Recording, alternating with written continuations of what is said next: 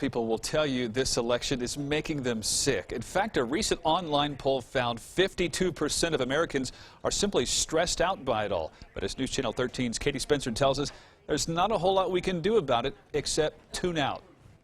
As ballots continue to file in and Election Day draws near, voters say they're ready for it to be over. It is very stressful because we don't know who exactly really is going to lead the world the way it needs to be ran. It's the dirtiest one I can remember. You're not talking any issues anymore. An election, voters say, is unlike any before. I've been voting since the early 70s, and I've never seen a campaign as negative on both sides as I have. But Mark Pratarelli, a psychology professor at CSU Pueblo, says the stress this election cycle is weighing heavy on people.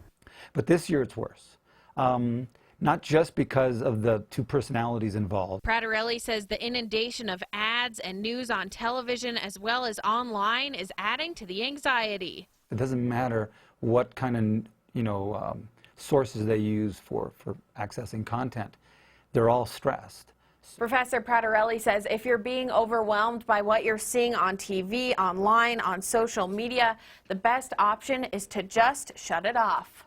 That's part of what you can do, is just turn off your television, turn off your radio, or turn off the web. Read a book, go for a walk. At this point, voters are trying to simply remain optimistic. I just hope that the next president of the United States becomes a good president. In Pueblo, Katie Spencer, KRDO News Channel 13.